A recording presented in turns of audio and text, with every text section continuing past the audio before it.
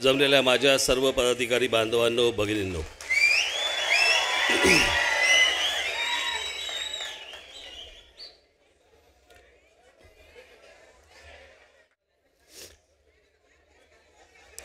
आवाज खराब असल्यामुळे मध्ये जर समजा खोकल्याची ढास लागली तर माफ करा.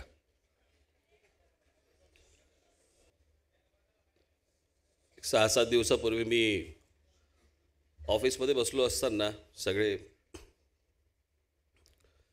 नेते मंडळी होती. मी म्हटलं मला लोकसभेचा निर्णय जाहीर करायचा आहे.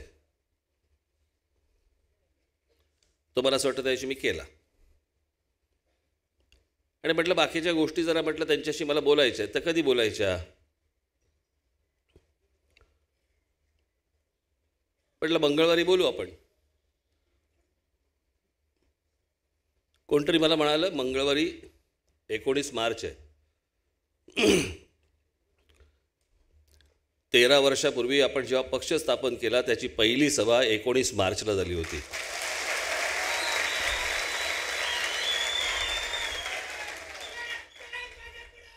तर मी म्हटलं की चांगली तारीख आहे, बोलू म्हटलं आता आपण तेव्हा.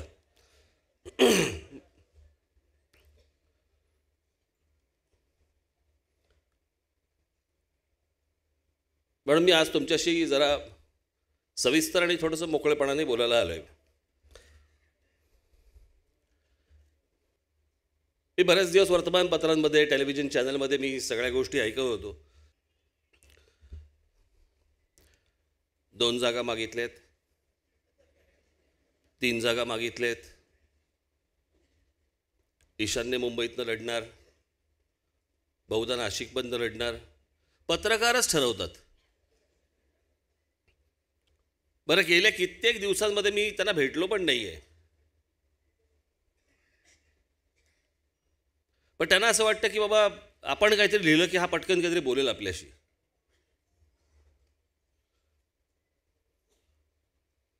मग त्याच्यानंतर मग राष्ट्रवादी काँग्रेसकडनं स्टेटमेंट यायला लागली, काँग्रेसकडनं स्टेटमेंट यायला लागली.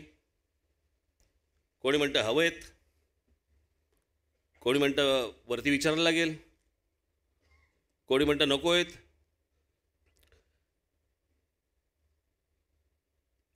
तुम्हाला गेल्या वर्षीचा आपला गुढीपाडवा मेळावा आठवतोय? आणि त्या गुढीपाडवा मेळाव्यामध्ये मी असं सांगितलं होतं की देशातल्या सर्व विरोधी पक्षांनी एकत्र येऊन या नरेंद्र मोदींच्या विरोधामध्ये एक ठोस भूमिका घेणं गरजेचं आहे. हे मोदी आणि शहा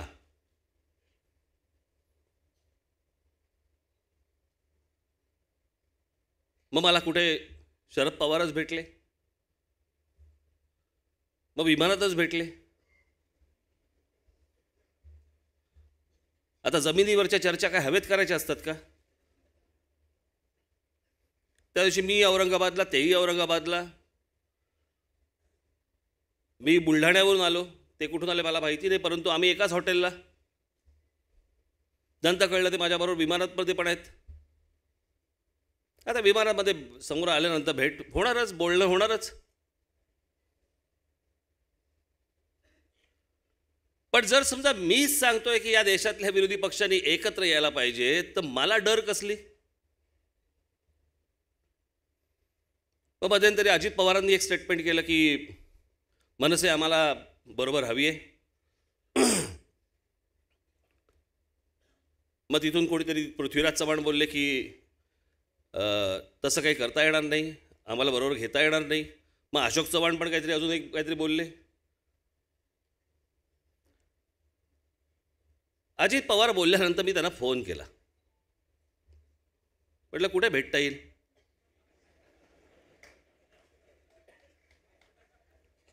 मग आमची भेट ठरली. मी त्यांना पहिला प्रश्न विचारला, म्हटलं मी तुमच्याकडे जागा मागितली आहे, आमच्यापैकी तुमच्याशी कोणी बोललंय की आम्हाला युती करायची आहे असं कोणी बोललंय? ते बोलले नाही. मग नंतर एके दिवशी मला अशोक चव्हाणांचा फोन आला, आपल्याला भेटलं पाहिजे.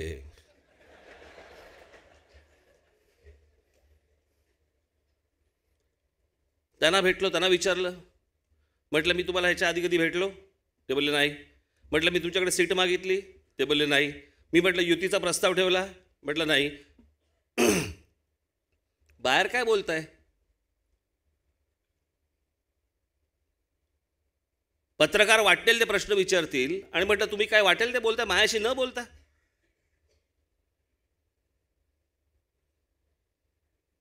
मी म्हटलं मी तुमच्याशी काही बोललेलो नाही, तुमच्या पक्षातल्या लोकांशी काही बोललेलो नाही, माझ्या पक्षातले नेते कोणी तुमच्याशी बोललेले नाही आहेत. पत्रकार काहीतरी प्रश्न विचारतात म्हणून तुम्ही काय वाटेल ते उत्तर द्याल?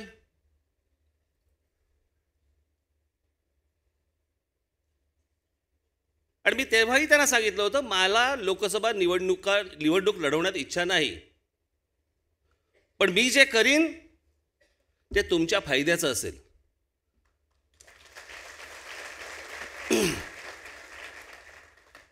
माझ्यासाठी आत्ता या क्षणाला पक्ष कोणीच नाही आहे. खरं तर या आत्ताची जी निवडणूक आहे, ही लोकसभेची जी निवडणूक आहे, ही मोदी आणि शहा विरुद्ध देश अशी ही निवडणूक आहे.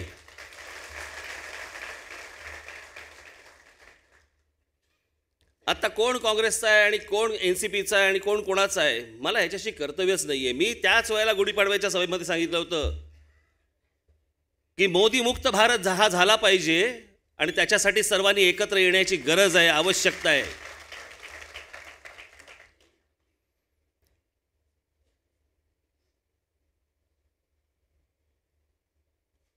याच्या पुढे मी ज्या काही सभा घेईन त्या सभा ह्या नरेंद्र मोदी आणि अमित शहा यांच्या विरोधातल्या सभा असतील. आणि तुम्ही ही गोष्ट विसरता कामा नये, तुम्हीही लक्षात ठेवावं. ते काय आता चालू आहे चौकीदार? भारताची निवडणूक आहे का नेपाळची?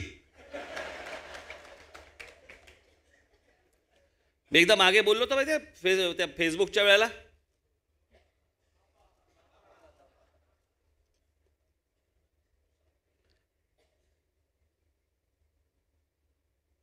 इतका छोटा विचार एखाद्या पंतप्रधानाचा असू शकतो ना, तो माणूस का असेल? पंतप्रधानाचा विचार हा मोठा असला पाहिजे, देशाला मोठं करण्यासाठीचा असला पाहिजे. मी कोण? चौकीदार.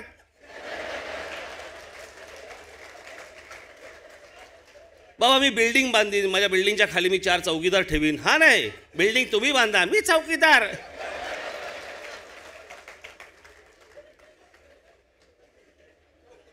इतका छोटा विचार. परंतु एक गोष्ट तुम्हाला सांगतो, सर्वांनाच सांगतोय, या चौकीदारच्या भानगडीत पडू नका तुम्ही. हे जे कॅम्पेन आहे ना, हा फास आहे, हा ट्रॅप आहे. त्यांनी जे 4.5-5 वर्षामध्ये जे वाट लावून ठेवली नाही या देशाची, त्याच्याकडनं दुर्लक्ष करण्यासाठी म्हणून हे सगळं नाटक सुरू आहे की तुम्ही त्याच्यातच गुंतून पडाल, चौकीदार चौकीदार चौकीदार करत. याच्यात पडू नका. तुम्हालाही सांगतो आणि इतरांनाही सांगतोय.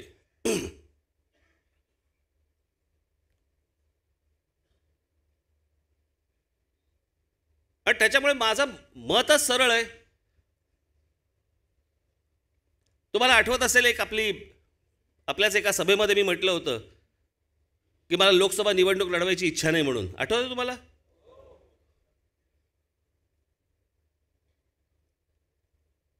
आता जे काही मी ह्याच्यापुढे बोलीन, ह्याच्यापुढे जी काही भाषणं करीन, याच्यापुढे तुम्हीही जे काही करायचंय ते भारतीय जनता पक्षाच्या विरोधात करायचंय, मोदींच्या विरोधात करायचंय. हेच तुमचं काम, हेच पक्षाचं काम. महाराष्ट्र नवनिर्माण सेनेच्या मतदारांना पण मी हे सांगेन की देश आत्ता या क्षणाला खूप मोठ्या एका संकटामध्ये आहे, एका माणसाच्या संकटामध्ये आहे. ते संकट या देशावरनं दूर होणं हे सगळ्यात महत्त्वाचं आहे.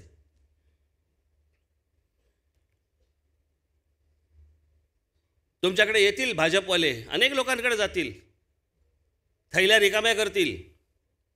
केल्या तर घ्या. 5 वर्षे ह्यानी देश लुटला, हीच वेळ आता ह्यांना लुटायची.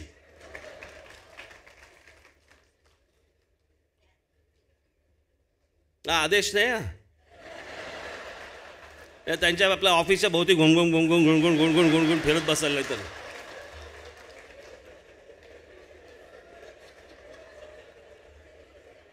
बघ बघ बघ रे जरा काय काढतोय का बघ बघ जरा काय काढतोय का तसले काय पॅक करू नका तुम्ही. आणि हा विरोध हा कुठच्या पक्षाचा विरोधाचा भाग नाही आहे. ही निवडणूक मुळात पक्षाची नाहीच आहे. कुठच्या भारतीय जनता पक्ष स्वतः हा पक्ष म्हणून काय त्रस्त आहे तुम्हाला कल्पना पण येणार नाही.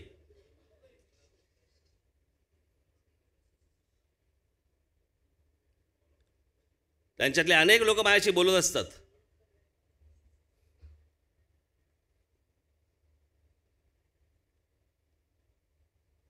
ही दोन माणसं ज्या वेळेला जातील ना राजकीय क्षितिजावरनं बाजूला होतील ना त्याच्यानंतरची लढाई ही मग पक्षामध्ये होईल. आता ही पक्षांची लढाई नाही आहे. हे काँग्रेसला मतदान होणे किंवा NCPला मतदान होणे भाजपला मतदान न करणे हा विषयच नाही आहे. मोदी आणि अमित शहाला मतदान न करणे आणि याच्यासाठी भारतीय जनता पक्षाच्या उमेदवारांना मतदान न करणे त्यांना कोणत्याही प्रकारची मदत न करणे हीच गोष्ट महत्त्वाची आत्ता.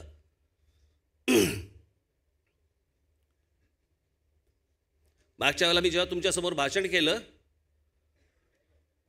इथून निघाल्यानंतर माझ्या लक्षात आलं 1-2-3 मुद्दे राहिले.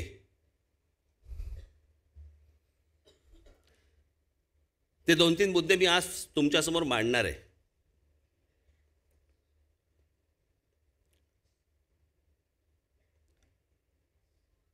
एक अमेरिकन बाई आहेत ना त्या ब्रिटिश बाई आहेत. त्यांनी BBCला एक लेख लिहिलेला आहे आणि तो लेख त्यांनी ज्यावेळेला लिहिला त्याचा फक्त शीर्षक बघा कारण त्यातल्या स्कॉलर आहेत त्या विषयामधल्या स्कॉलर आहेत त्या आणि त्यांनी BBCला लिहिलेल्या त्या लेखाचं शीर्षक आणि तो लेख एकदा वाचा तुम्ही मग तुम्हाला कळेल मी काय म्हणतोय ते. जरा दाखव रे वाचा. मोदी पुन्हा निवडून यावेत ही पाकिस्तानी लष्कराची इच्छा.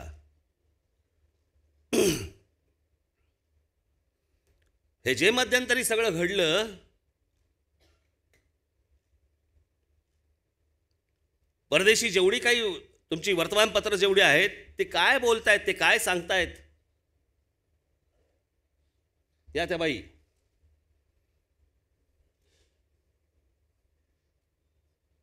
हे तुमच्या नेटवरती आहे आपण जरूर वाचा आणि BBC मराठीचं आहे.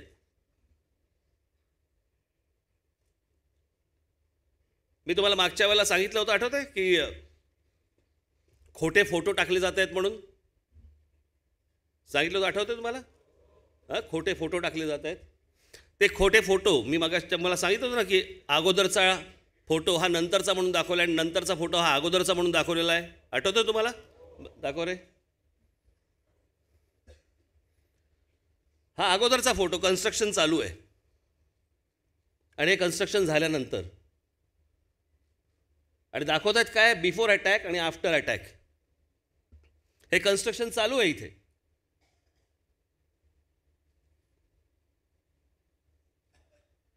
हे इतकं खोटं तुमच्यासमोर ह्या सगळ्या गोष्टी मांडायचा प्रयत्न करतात.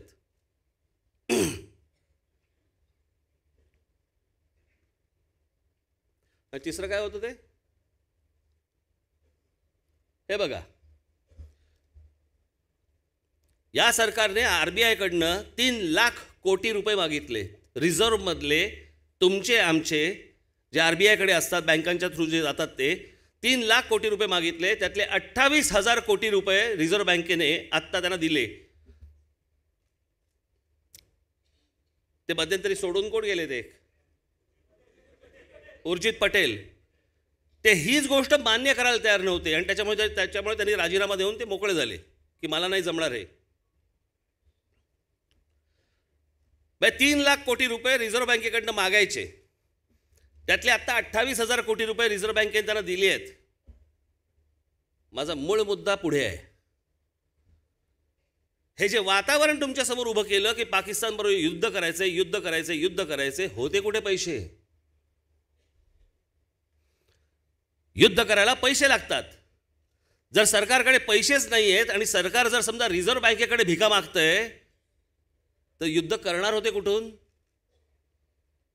हा जो सगळा बागुलबुवा जो तुमच्यासमोर उभा केला, आता कोणी त्याच्यावरती त्या अख्ख्या त्या पुलवामावरती कोणी बोलायला तयार नाही, आता त्या एअर स्ट्राईकवरती कोणी बोलायला तयार नाही आहे. सगळ्या बातम्या गेल्या. कारण त्यांच्या असं लक्षात आलं भाजपवाल्यांच्या, खास करून मोदींच्या, की हे पुलवामा करून आणि एअर स्ट्राईकचं करून आपल्याला मतं मिळणार नाहीत. त्याच्यामुळे लगेच सगळ्या बातम्या बंद. त्या दिवशी मी किती विषय काढले. मी आज तुमच्याशी थोडक्यातच बोलणार आहे. मी काय फार लंबचौडं भाषण नाही करणार आहे. लंबचौडं भाषण आहे 6 तारखेला गुढीपाडव्याला.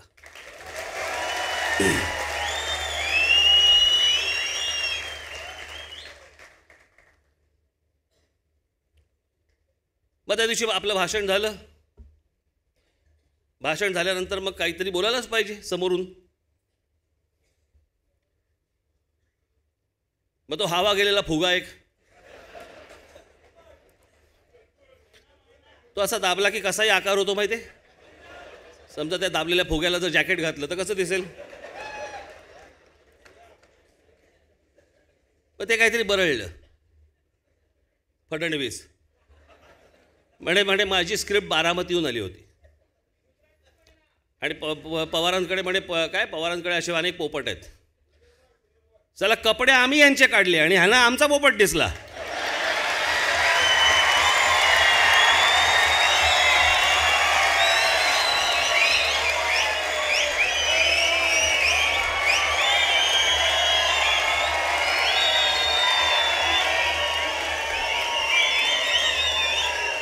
मला काही कळतच नाही.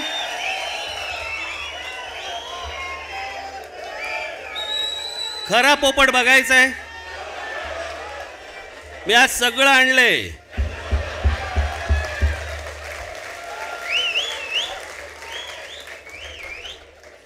मी ज्या वेळेला गुजरातला गेलो होतो आणि गुजरातला गेल्यानंतर मला तिथे, कारण हे साधारणपणे मला 14 नंतर मला या गोष्टी समजायला लागल्या की माझ्या समोर जे चित्र उभं केलं गेलं हे खोटं चित्र उभं केलं गेलं. कारण मी जिथे जायचो तिथे माझ्याबरोबर तिकडचे ते IAS अधिकारी, तिकडचे IPS अधिकारी आणि ते सगळे माझ्याबरोबर असायचे आणि मग ते एक फीड करायचे.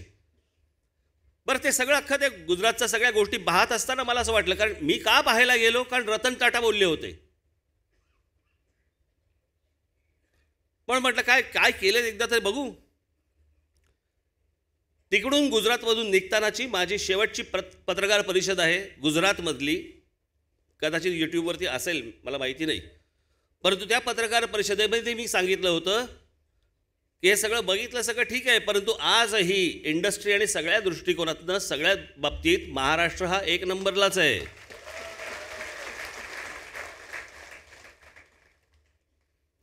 आणि जे काय चित्र उभं केलं मला असं वाटलं की बाबा काहीतरी चांगली गोष्ट घडेल. वर्षभरातच कळायला लागलं की अरे दाखवलेलं चित्र खोटं होतं आणि हा माणूसच बदलला. आता माणूस बदलल्यावर माझी भूमिका बदलणार, बरोबर आहे. आता प्रश्न असा आहे, मी आधी बरं बोललो होतो आणि मग वाईट बोललो की नाही.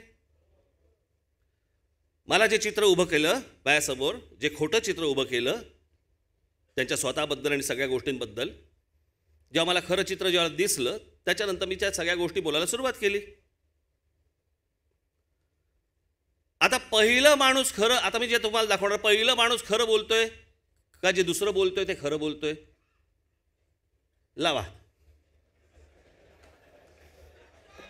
ये बारामती की रैली देख लीजिए, ऐका पूर्ण. हवा का रुख क्या है पता चल जाएगा. चाचा भतीजे का क्या होगा. दिव्या जनसागर दूसरी आजादी की लड़ाई लड़ रहा है, उसे यहाँ चाचा भतीजे से आजादी चाहिए. थांब रे, कुठून आवाज काढतो मला काही कळत नाही भाषणामध्ये. मला कधी कधी वाटतं ते फॉर्म्युला 1 गाड्यांचे हे काय फॅन बी नाही. मैंने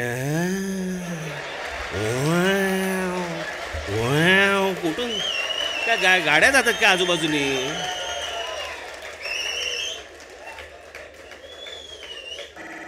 मैंने उनको कहा, असं बोलतं का कोण?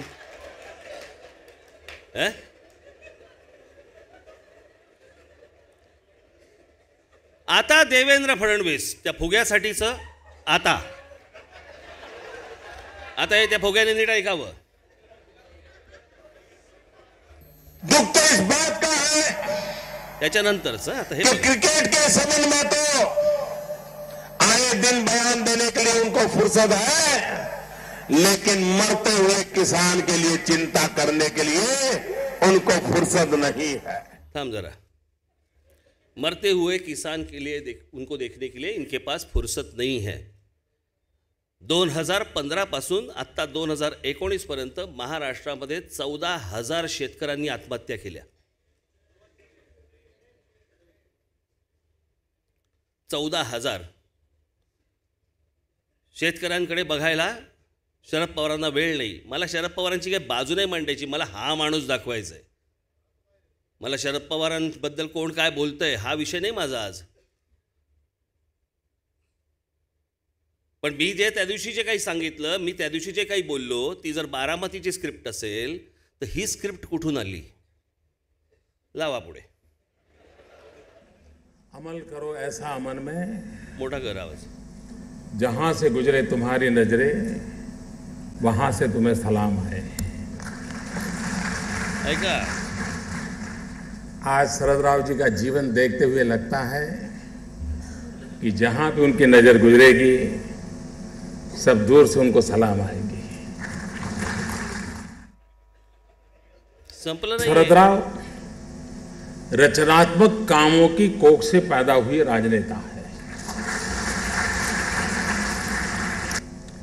अधिकतम उनका समय रचनात्मक कार्यों में लगा हुआ है. आज भी कोई बारामती जाकर के देखेगा तो चारों तरफ कुछ न कुछ रचनात्मक गतिविधियों में शरद परिवार की महक आएगी.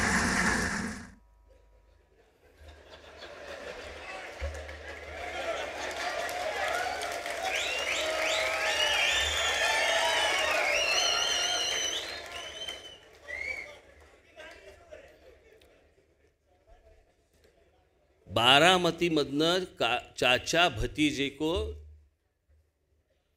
ख़त्म करना चाहिए, निकाल देना चाहिए. बारामती आज़ादी मांग रही है आणि इथं काय महक आ रही है. आता उनके काम की महक आ रही है. लावा पुढं. मुझे सामने जाकर के शरद राव को पूछना चाहिए कि शरद राव जी आपको क्या लगता है, आपका अनुभव है, इसका रास्ता कैसे मिला. उस भूमिका को मैं हमेशा महत्व देता आया हूं. और जैसे भी शरद राव जी बता रहे थे कि मैंने उनको गुजरात बुलाया था, हकीकत तो वो दिखा करके मैं उनसे जानना चाहता था कि अभी कुछ कमी रह गई तो मुझे बताइए, मैं ठीक करना चाहता हूं, मैं सीखना चाहता हूं. और बहुत लोग, कम लोगों को मालूम होगा, ऐका, शायद महीने में 2-3 बार मेरी और शरद राव की बात न हुई हो, ऐसा कोई महीना नहीं गया होगा.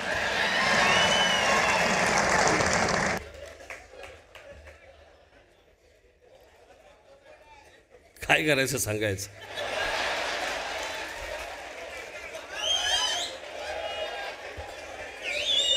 याचं काय करायचं. पुढे लावा.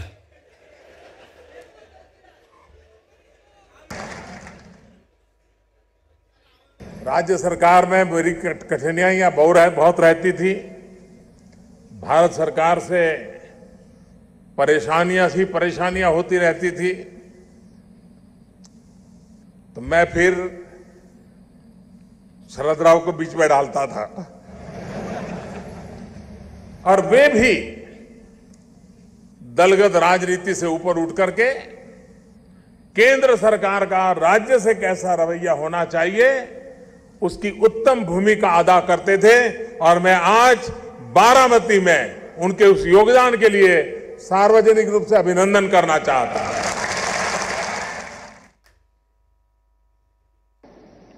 और मैंने देखा है शरद राव जी को, वो कितनी राजनीति की आपाधापी में क्यों न हो,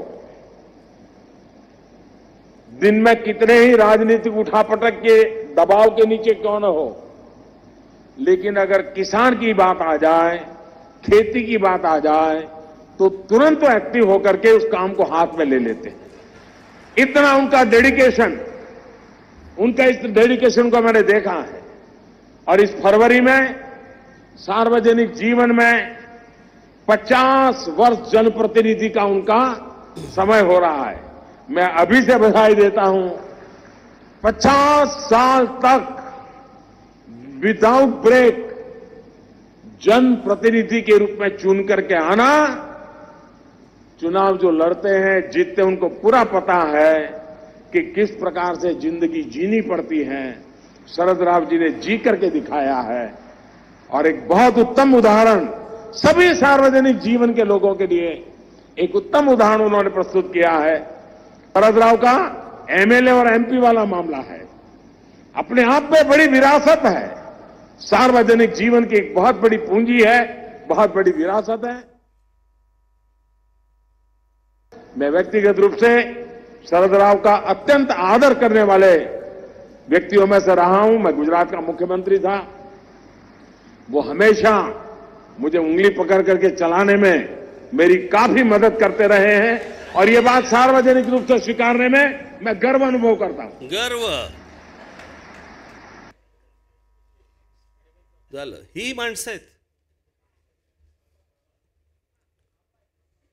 हे माझ्यावर बोलतायत।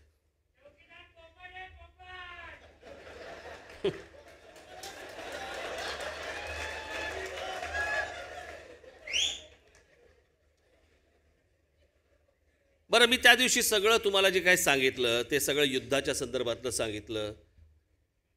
आमचे फडणवीस तेवढं सोडून त्याची उत्तर द्यायला तयार नाही कोणी। मी जे प्रश्न विचारले त्या प्रश्नांची उत्तर द्यायला कोणी तयार नाही आहे। आमचे एक मित्र आहेत, त्यांची एक भाची होती, लहान होती जेव्हा, ती अशी लोक आले की विचारायची, एकदम लहान अशी असताना ती फ म्हण, फ, समोरचा माणूस म्हणायचा फ, तुझी आई गेली घाबरून पडून। आता काही संबंध आहे का एकमेकांचा कशाचा कशाला?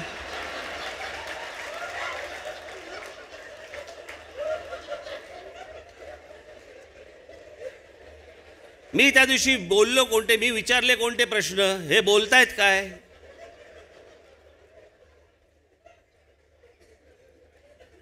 मी जे विचारतोय, हा देश जे प्रश्न विचारतोय, ह्याची उत्तर यांच्याकडे नाहीत। गेल्या 5 वर्षामध्ये या लोकांनी या देशाची वाट लावली आणि ह्याची उत्तरं द्यायला लागू नयेत म्हणून हे नवीन गिमिक्स आणतायत। हे चौकीदार बिकीदार जे आहे ना चालू, हे नवीन गिमिक्स आहेत की ज्याच्यामध्ये तुम्ही अडकून पडा, ज्याच्यामध्ये तुम्ही प्रश्न विचारू नका यांना की बेरोजगारांचं काय झालं, दर वर्षाला 2 कोटी बेरोजगारांना तुम्ही रोजगार देणार होतात, त्याचं काय झालं? हे सगळे विषय त्या दिवशी गुढीपाडव्याला मी बोलीनच।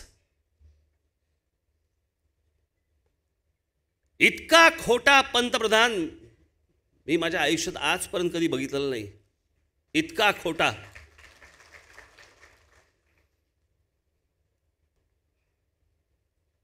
सगळ्यांशी खोटं बोलणारा, सगळ्या बाबतीत खोटं बोलणारा,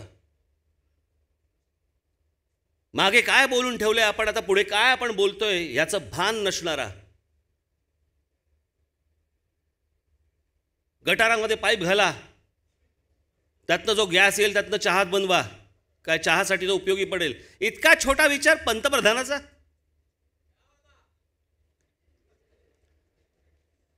काय केलं 4-4.5 वर्ष? काय केलं? पंडित जवाहरलाल नेहरूंना शिव्या घालायच्या, इंदिरा गांधींना शिव्या घालायच्या, काय वेळ आली? आम्ही तुम्हाला शिव्या द्यायची वेळ आली? त्यादिवशी मी इथून जाताना मला एकाने फार फोन करून मला सांगितलं, त्यांनी मला सांगितलं हे नेहरू वाईट आणि वल्लभभाई पटेल चांगले, ते चांगले होतेच, पण नेहरू वाईट. पण त्या वल्लभभाई पटेलांचा पुतळा जिकडे उभा केला त्या सरदार सरोवरला, ते जे सरदार सरोवर जिकडे गुजरातमध्ये आहे, त्या सरदार सरोवराचं भूमिपूजन कोणी केलंय? पंडित जवाहरलाल नेहरूंनी केलंय.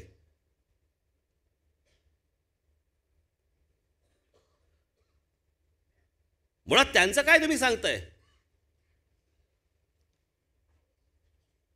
हा जो शब्द आहे ना, प्रधान, काय तो प्रधान सेवक ना, प्रधान सेवक, हा शब्द मुळात कोणाचा आहे?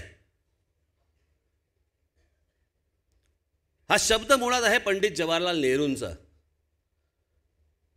त्यांचं जे स्मृतिभवन आहे त्या स्मृतिभवनामध्ये एक तस्वीर आहे, त्या तस्वीरीवरती त्यांचं एक वाक्य लिहिलं आहे की या देशातल्या लोकांनी मला पंतप्रधान म्हणून बोलू नये, प्रधानमंत्री म्हणून बोलू नये, त्यांनी मला या देशाचा प्रथम सेवक म्हणून समजावं.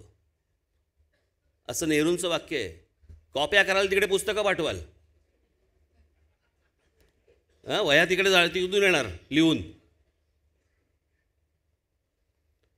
आणि म्हणून मला असं वाटतंय ना की एक नवीन सुरुवात या देशाची होणं गरजेचं आहे. आणि याच्यासाठी ही दोन माणसं बाजूला होणं, या राजकीय पटलावरनं बाजूला होणं हे अत्यंत महत्त्वाचं आहे, गरजेचं आहे. आज तुमच्या कोण परिचयाचा, कुठच्या पक्षातला आणि कोण कुठचा तुमचा नातेवाईक आहे हे महत्त्वाचं नाही आहे. हे आज देश धोक्यात आहे. आणि आज देश धोक्यात असताना तुम्हाला मी जे आत्ता सांगितलेलं आहे की यांच्या विरोधातच तुम्ही उतरलं गेलं पाहिजे.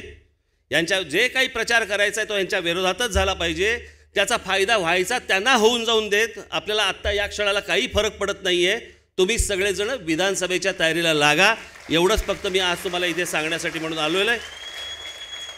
कारण ही काय माणसं अशी सुधारणार नाहीत. त्याच्यामुळे तुम्हाला जेव्हा विचारलं जाईल तेव्हा तुम्ही ह्याच गोष्टींची उत्तर द्यायची आहेत. हे सगळं बाहेर काढा. मी तुम्हाला सगळ्या गोष्टी नीट पुन्हा एकदा समजावून गुढीपाडव्याला सांगीन, सविस्तर सगळ्या गोष्टी समजून सांगीन. तोपर्यंत तुमचा विचार तुम्ही चालू ठेवावा, बंद करू नका. नुसताच मी काहीतरी सांगतोय, मी जे सांगतोय त्या गोष्टी आता जरा खोदून काढा. नेटवरती जा, इतर ठिकाणी जा. नुसतेच ते व्हॉट्सअप एकमेकांना फक्त फॉरवर्ड करत बसू नका. अशा अनेक गोष्टी आहेत ज्या विस्मृतीत गेलेल्या आहेत. त्या सगळ्या मी गुढीपाडव्याला तुमच्यासमोर मांडीन. तेव्हा आता आपण सगळेजण 6 एप्रिलला गुढीपाडव्याला भेटू. तोपर्यंत मी आज इथेच थांबतो. धन्यवाद. जय हिंद, जय महाराष्ट्र.